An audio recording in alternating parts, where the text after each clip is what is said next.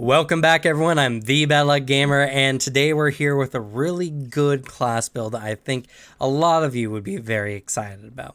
Before we get into that, though, I do want to say I apologize for being a little lax lately. It's been a rough time, honestly, with the real life stuff kind of getting in the way, and with that, the algorithm's really not been happy with me lately. So if y'all could do me a solid, just leave a like if you're enjoying it, or subscribe if you haven't seen the videos yet. That'll at least make it more likely that you'll see these videos, even though the algorithm is not really my friend lately. I just need all the help I can get, and so I'm honestly asking for whatever you guys are willing to throw my way, even if it's just a comment. Anything will help. We need it to get the channel back on its feet. But with all that said and done, let's go ahead and talk about the build today. So I made this build because a lot of times I hear from people, especially in our Discord, linked in the description, that they wait to see what everyone else picks and they'll play the healer if no one else will. They like to balance out the party, and it always feels like something that they are relegated to do. Something that they're like, oh, I guess I'll play the healer then since no one else will. And I thought to myself, man, that feels very bad, doesn't it? It feels bad when you're forced to play something that you feel is just not optimally fun. So the Dark Solace build is completely designed so that you can play the healer of the party, but what you offer is so much more.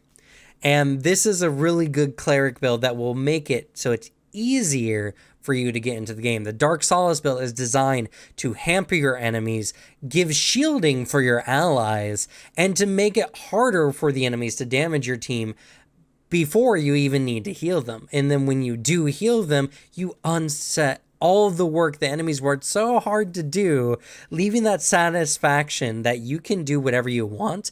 And because you're negating so much damage with penalties or the like, that you don't have to heal right away and you can spend more of your turns doing really fun things. So let's go ahead and get into the build here, starting off with the attributes. So for the attributes, first and foremost, this is going to be very dependent on your wisdom, as wisdom is your primary casting type, and we're going to be selecting the Cloistered Cleric or subclass, I guess, Doctrine, so that we're really dependent on those spell saves specifically. So getting your wisdom up as high as possible is really important. Next is actually going to be dexterity, because what this build heavily relies on is darkness, and with darkness comes stealth, and a higher dex means for a better stealth. And the last attribute we're going to be focusing on is charisma, as charisma is very important for your healing font. It gives you extra spell slots, 1 plus your modifier, and something to mention as well. If you take a little bit of a hit to your dex starting out, or even maybe your wisdom, just to get a good enough charisma, I think having a charisma of 16 is really all you're ever going to need for this build. 4 extra healing slots at your max level is really good. I mean, when you think about it, right, you're more often going to use the 2 action heal. 4 heals mean 4 rounds of heals, which most combats last between 3 to 5 rounds.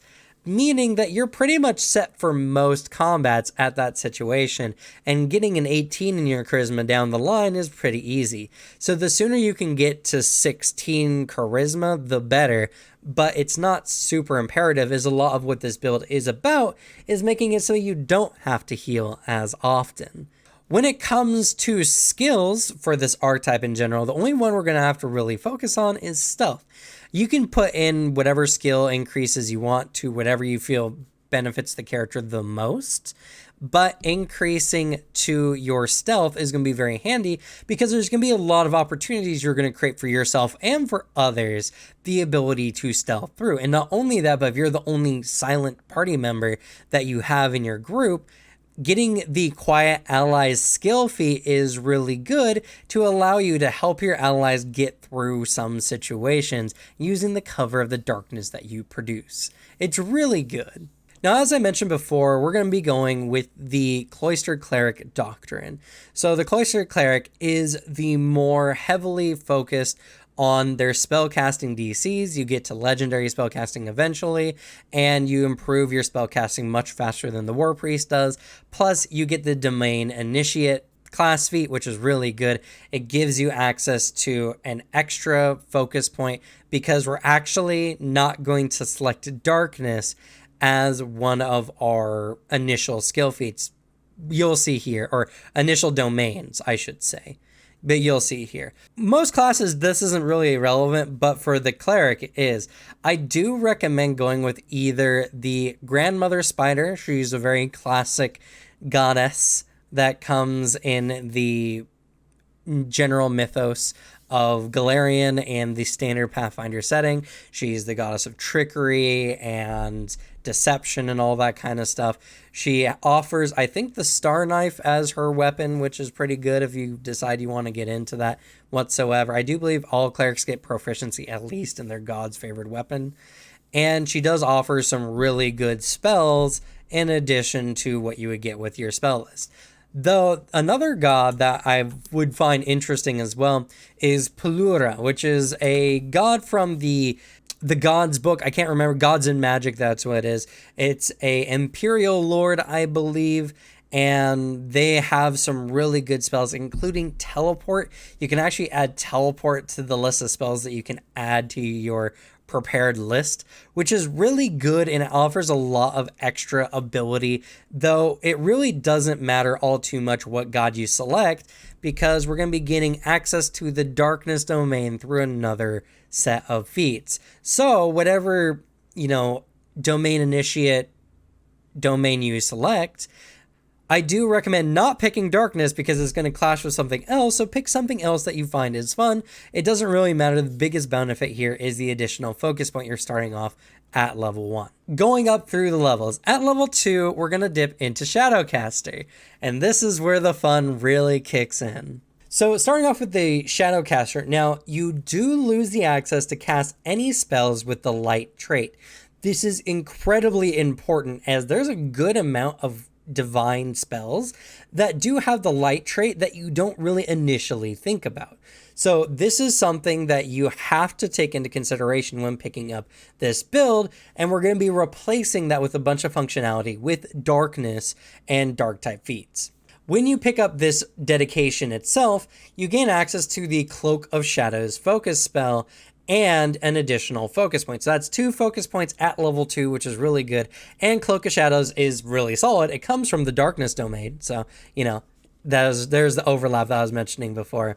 And you create a cloak on a creature that lasts for a minute, and it gives a 20-foot emanation of dim light. Now, this form of darkness is magical and therefore overcomes non-magical light and attempts to counteract magical light. And you can use this darkness to gain the concealed condition and to hide, though enemies who are observant or who may notice will notice the shadows moving. So it is something that it becomes really hard to become unobserved completely because an enemy generally knows where you are, but that doesn't matter. Being able to use it to gain concealed and to hide means that it's really easy to get flat-footed for your allies that are particularly more stealthy, or for yourself if you need to get out of harm's way. This is a really good focus spell overall, and this is what we're really taking Shadowcaster for. At 4th level, we're taking Shadow Spells. This is a really good feat because it adds to our spell list that's already being enhanced by whatever god that you selected. Gives you access to Replicate, Shadow Army, Shadow Blast, Shadow Projectile, Shadow Raid, Shadow Siphon, and Shadow Walk to your overall spell list that you can prepare like any of your normal spells. There is one of these that are on the divine list, but all the others are occult and arcane. This vastly further improves the amount of spells on your list and gives you a bunch of spells that are not only really handy, but very thematic for the build as well, and something that I really enjoy. At 6th level, we're picking up Disciple of Shade from the Shadowcaster archetype, and this is going to give us access to the Inscrutable Mask domain spell, as well as an increase in our focus points, maxing us out at 3 focus points, which is pretty solid, honestly. Now, when you use Inscrutable Mask, it is 2 actions, but it lasts for 10 minutes. you gain this shroud that gives you a bonus to deception checks to lie or feint, intimidation checks to demoralize, and stealth checks to hide in areas of dim light or darkness. And as the spell heightens, the bonus increases to +2 and +3, which is really good, and we're going to be using this a lot with some of our other abilities. And because this works with intimidation, you can actually take the Dark Solace build and build a pretty good fear build by picking up a very high intimidation, since we're going to be using charisma anyway, and this is further going to help your allies. Overall, this is everything we're going to really need from the Shadowcaster Archetype Dedication, but we might pick up from this a little bit later on, and there's some other additional functionality that I really wanted to bake into the set in general. At 8th level, we're going to be dipping into the Spell Trickster Archetype Dedication feat, and this is where it gets really fun, though the initial dedication feat doesn't really do too much. Now, you do gain access to 2 of the level 4 or lower feats from this archetype dedication that alter to, I think, cantrips predominantly from the spell list. Pick whatever speaks to you. There's a lot of really good ones, but none of them are really what we're here for, and you can't use the light one because we lost access to the light with Shadowcaster. So keep that one in mind. There's a lot of good ones if you can get access to Mage Hand. There's a lot of really good Mage Hand ones, but what we're picking up at level 10 is where this is really going to get spicy. So at level 10, we're going to get access to Siphoning Touch, and this is something that I really do enjoy when it comes to this style of build, because what this build is designed to do is to allow you to enjoy combat while giving your allies some beneficial healing or other good effects that keep them alive. And Siphoning Touch is exactly what we want. When you use Vampiric Touch, you can alter it where you can give the temporary hit points that you would have gotten from Vampiric Touch to an ally within 30 feet. Though the temp HP does fall off after a minute, that's not very relevant in combat. This means that you can do damage in combat and give that benefit to another ally. Now, the hard part is Vampiric Touch is a touch spell, which is a little difficult for us.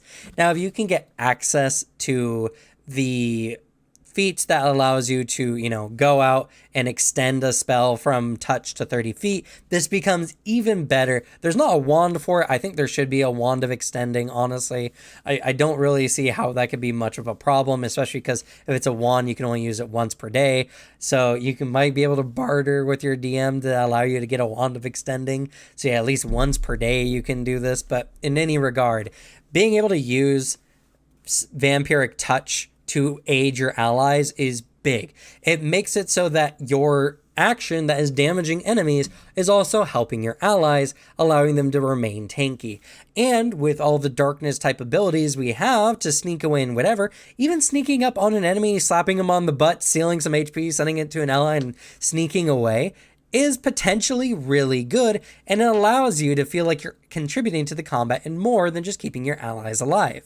This is a big part of the build, and I really was trying hard because you can get Reach Spell as a feat in the Cleric, but I couldn't fit in anywhere into this build that felt really good.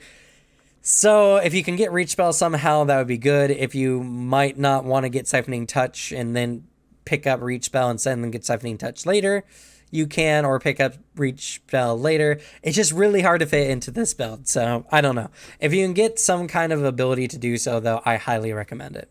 Next up here at level 12, we're dipping back into the Shadowcaster to pick up Shadow Reservoir. Not only is this really good because you gain a spell slot per spell level for each of your spell levels, 2 under your highest spell levels, but not only that, your spells gain the shadow trait, which will be important very much later. Though, something to remember that if your spell requires an attack roll, and it must require an attack roll or save.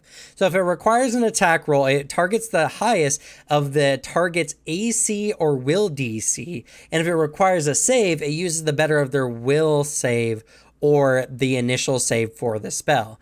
It is important to remember that with these spells because they become somewhat illusionary in a sense.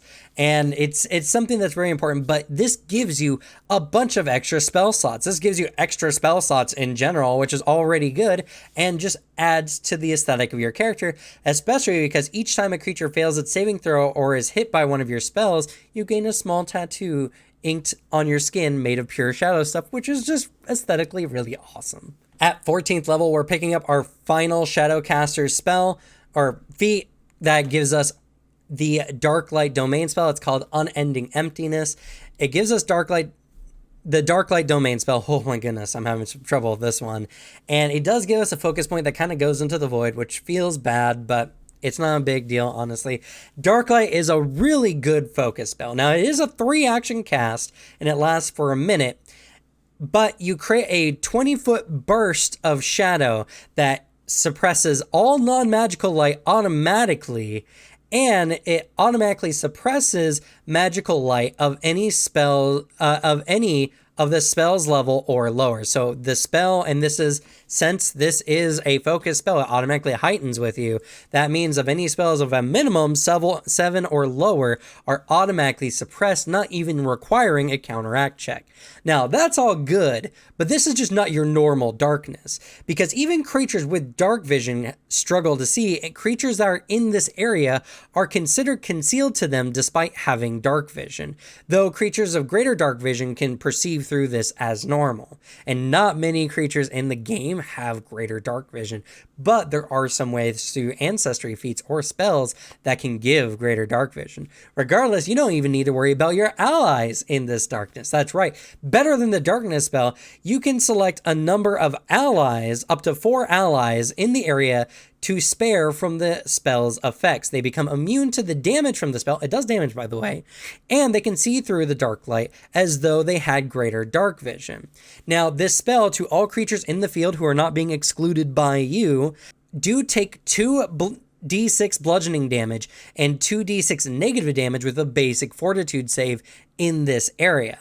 And this increases at 10th level to 3d6 for each of them, which is pretty solid. But not only that, you create a literal safe haven for your allies.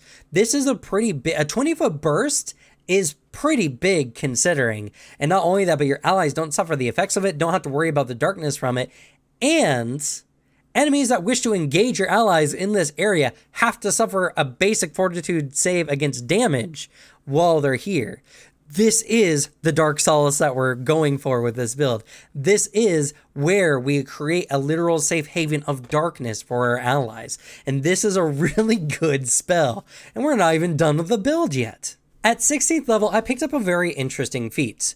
I picked up Eternal Blessing, which gives your allies, well, any ally within 15 feet of you automatically the benefits of the Bless spell. Yes, and it's within 15-foot radius.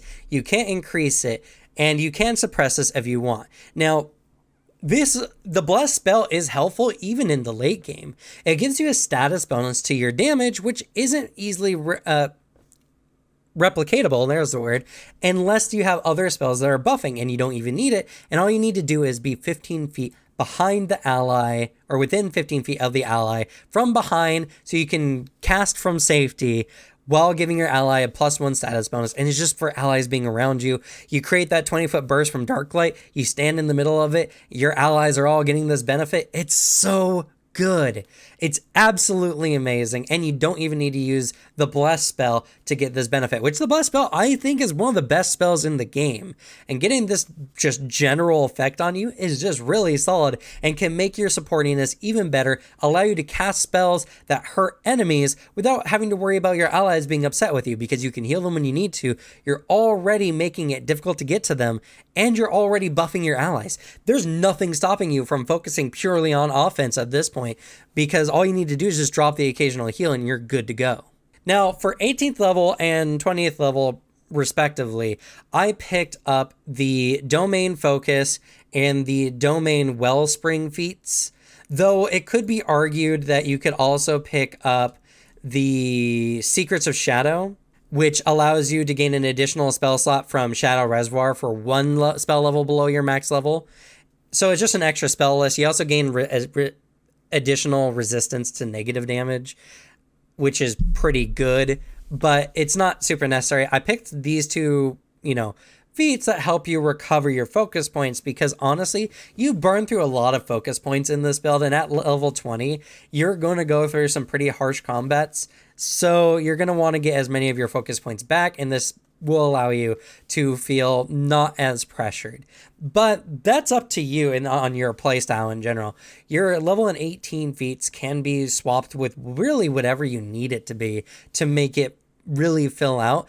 I do think that these are really good though, because again, you are using a lot of your focus points for this build. In fact, 2 of your focus spells work in combination.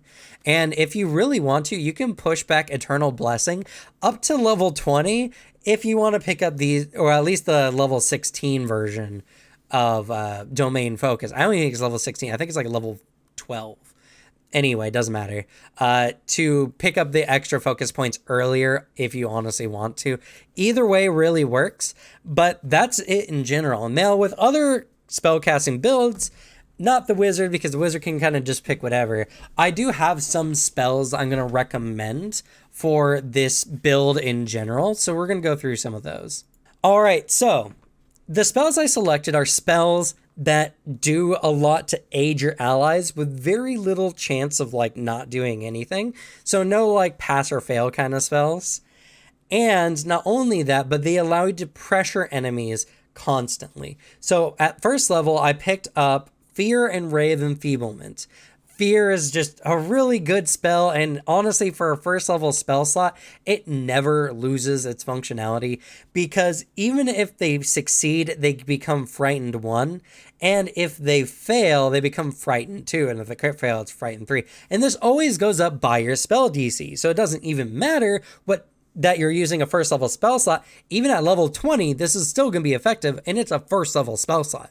That's just so good. Not only that, but I picked up Raven Enfeeblement because it can make it so that enemies have to struggle even more against your allies. Raven Enfeeblement enfeebles an enemy, which is really bad because not only does that make it harder to hit if they're using strength as their main 2-hit weapon, but it also reduces damage. And even if they're frightened, Ray of Enfeeblement can stack on top of it, because while the status effect to strength attack rolls and the status from frightened to attack rolls doesn't stack, the damage reduction from being enfeebled does. It's pretty nasty, and the effects, I believe, last up to a minute. It does last up to a minute. And then something else about Ray of Enfeeblement that I totally forgot, that it is a spell attack. And so this is a 2-layered effect. So there's something you have to keep in mind. You make a spell attack roll. If it succeeds, the creature then needs to make a fort save against the spell's effects. So even if you hit them, they can technically crit succeed to fail it, which kind of sucks, but is not very likely. Now, if you critically hit with your attack roll, though, the enemy automatically takes 1 degree success worse than the results of its save. Even if if you critical, they still at least get the effects of a success instead, which is pretty good. But even better, because you can critical them, if they fail, it's really easy actually to get the Enfeebled 3, which is utterly devastating for a lot of enemies and can make a lot of enemies really vulnerable to your party, because in order to escape, unless they are really good at acrobatics, they have to either use athletics or they have to use an unarmed strike attack roll, which is going to use their strength. And that's going to make it really hard for them to get away. It's just an overall really good spell, and similar to the Fear spell, this works with level 1 spell slots even when you're all the way up to level 20, because it doesn't really matter. The save is based on your spell DC, and the attack roll is based on your spell attack. They never change. There's not even heightened effect for these, so these are just really good first level spells. At second level, I picked up Darkness. You want to guess why? Because Darkness is really good. And not only that, but this can be heightened at 3rd and 5th level to allow you... Sorry, that was Darkvision. Haha. Darkness. Here we go. This can be heightened at 4th level, to prevent even creatures with Darkvision to see through the darkness. they treat all creatures in the area as being concealed instead.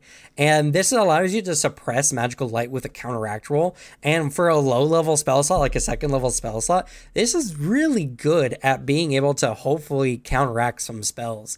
It's pretty solid, and a lot of the benefit is if you can cloak your ally, especially if your allies have Darkvision, this is really good to play against enemies that do not have Darkvision, and eventually you can upgrade it so that even enemies with Darkvision struggle against your allies in this area. It's just a really good optimal spell for this build. At 3rd level, I picked up Darkvision, and I picked Darkvision up at 3rd level as like my base minimum because it can allow you to affect an ally. Optimally with this build, you should be selecting some kind of Ancestry Heritage mix that gives you Darkvision. So giving that Darkvision to an ally gives extra effect to your darkness spells you may use, and the duration lasts for an hour. And if you get Darkvision up to 5th level, the duration lasts until your next daily preparations. Now, obviously, not a great spell at 5th level to outfit your whole team, maybe until late game anyway. But if you have your primary attacker who is up in the darkness, this is a good thing to drop on them at the beginning of the day. Overall, it's good, and it lasts for an hour. Agonizing Despair is also a really good spell that I picked up at 3rd level because what it does is it allows you to do mental damage to an enemy based on a will saving throw, and the enemy becomes frightened even on a success. Now, they can get up to Frighten 3, so this makes it essentially a better fear spell. Granted, it's using your 3rd level slots, and it's based on their will saving throw, but still, this is just an overall really good effect, and honestly, kind of replaces the use of your fear spell, though your fear spell is still really good. If you're not in a combat you've deemed that worthy of it, you can just use your fears instead. And at 3rd level, I also recommend picking up Vampiric Touch.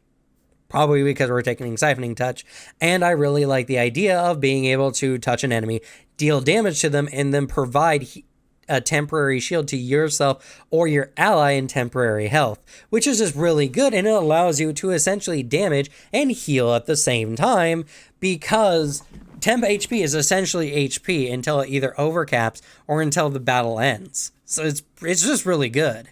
At 4th level, I picked up Evervation. It's really good. It does persistent negative damage, and it can make the enemy drained if they fail or crit fail the save. Meaning, well, crit fail, they become doomed, and drain 2. Drain 2 is pretty good. It's all based on a fort save. This allows you to kind of swap it out with Agonizing Despair, because Agonizing Despair focuses on will saves, and this one focuses on fortitude saves. So pick the best weapon for the enemy that you're up against. Evervation is really good. Drain just drains away their max HP, which is very solid, and this does a good amount of persistent damage as well. Very, very nasty. Painful Vibrations is also a good one. It does sonic damage, which is not very commonly resisted, and it can make the enemies sickened, and sickened is a very terrible condition, even worse than frightened, because if an enemy is sickened, though they do become sickened one, they become sickened one, so they do need to actually yak up in order to get rid of the sickened condition, which does cost them an action. Otherwise, they suffer a status penalty to pretty much everything. So, really good. Painful Vibrations, very solid spell.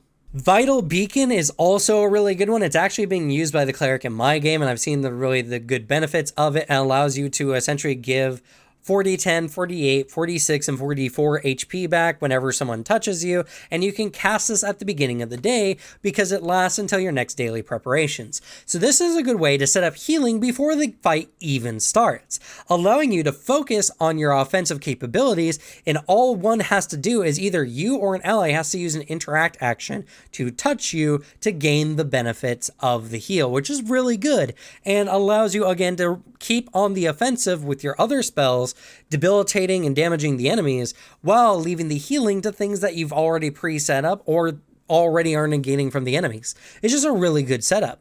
Rip the Spirit is another one that I'm picking up for 5th level, and the reason why is because it's a 1 to 3 action effect. what I love about it is how it works. I love spells that give you a variance in action casting time because it allows you to mix it in with the other actions on your turn to give you the effect that you want. For instance, if you use this as a one action, you can target one living creature within range. If you use two actions, it's one living creature in range and the damage is increased. And if it's three actions, it's all living creatures within a 30-foot emanation, meaning that you can make it either do more damage if you have the action economy to do so, or you can just pop this up in addition to one of your heal spells so you can heal and do some damage in the same round. And on top of that, you can have a big emanation if you're suddenly surrounded, and hopefully your allies don't mind taking some damage just in case there is some in that radius. In any regard, it's a really good spell. Summon Celestial I also put on this list mostly because a lot of Celestials are essentially capable of healing, so you can actually gain extra healing slots or extra abilities that can benefit your allies by summoning a creature. And not only that, but the creature provides extra HP on the battlefield, can be a target for your enemies, and overall for a single action you get access to a lot of spell-like abilities or spells depending on which celestial that you summon. Now, in order to summon celestials, I do believe you need to be of a good alignment technically, so that's something to keep in mind.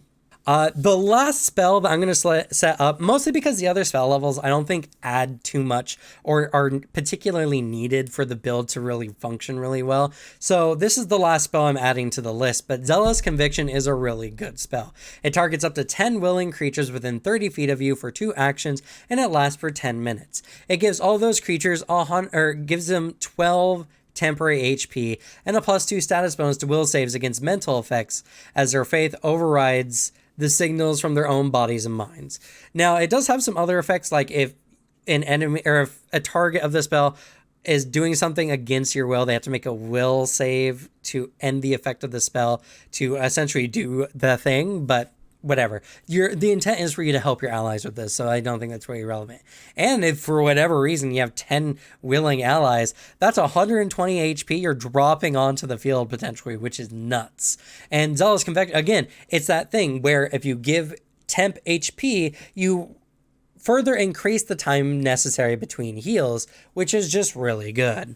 Now, typical for other spellcasters, I'm not really going to offer any gear except maybe a Wand of Extending. If your DM is willing to let you have said item, I think it would be really nice, Vampiric Touch and all.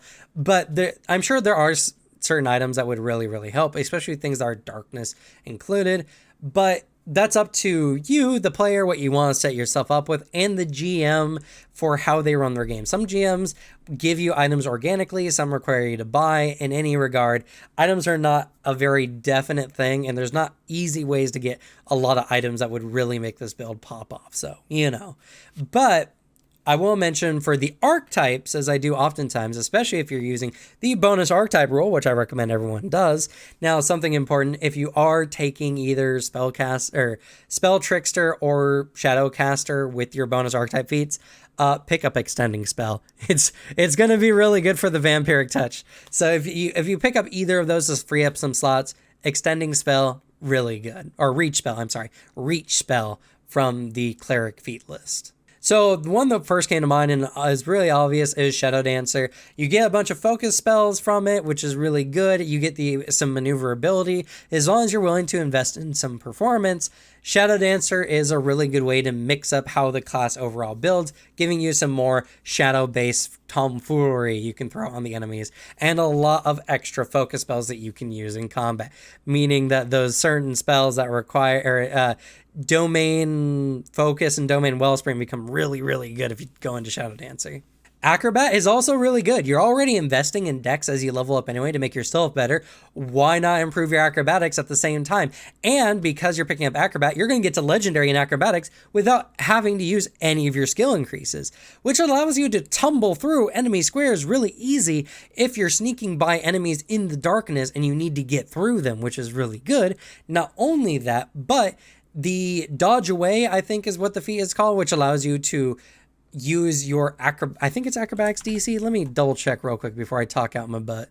I'm sorry, dodge away if you are attacked by melee attack, so if you are using your Vampiric Touch and someone decides they don't like that, you gain a +1 circumstance bonus to your AC against the triggering attack, and if the attack misses you, you can step after the strike. If you're a master of acrobatics, you can move 10 feet with this step instead of 5.